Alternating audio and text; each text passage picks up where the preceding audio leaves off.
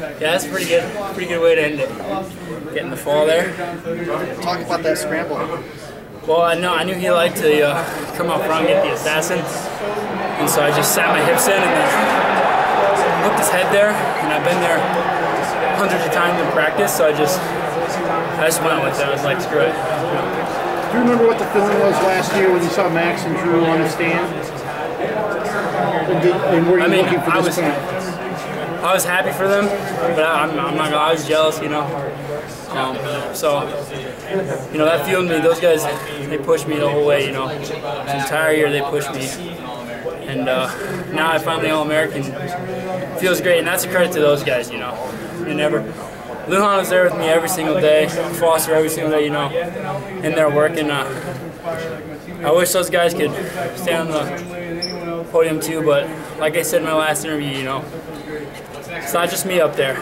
There's a whole variety of people, you know, put time into my life, and I appreciate the hell out of all of them, you know. Coach Swab called you tiny. It might have been puny for the 97-pounder. How did you get it done as being one of the smaller 97-pounders?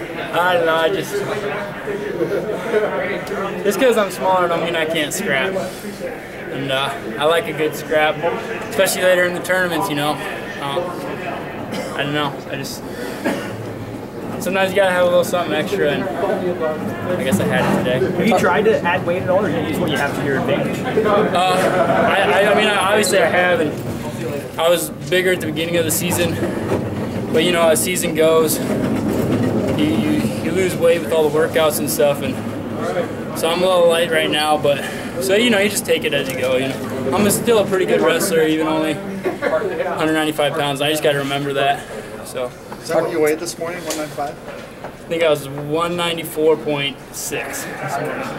So you're not cutting it off, huh? No, I think I averaged out about 95 at this tournament. Face is all mashed up. I mean, backside warrior. Talk about just where you get that grit and toughness from, and then how you actually implement it.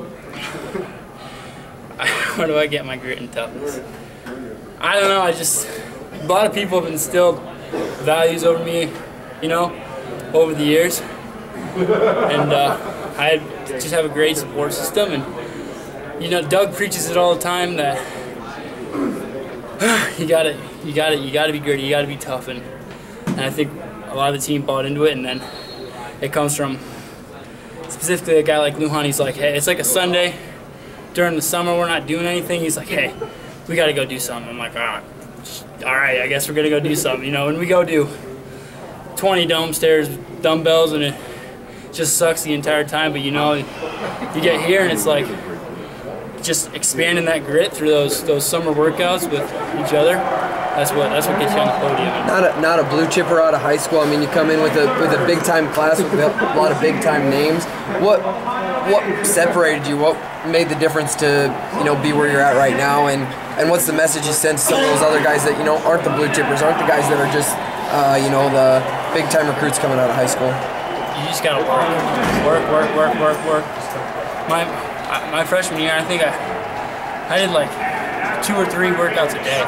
I was in with rope burn for an individual almost every day of the week. You can ask him or not. And after every practice, I try to do something a little bit extra, something the coaches don't tell you. It doesn't have to be much, just anything. If you're a young guy, that's all it takes. It's just that little bit at the end of practice.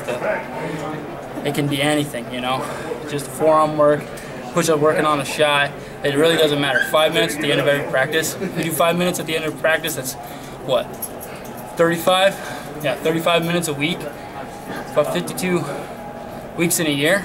That adds up. That's a lot of time spent doing extra. Talk about that high school.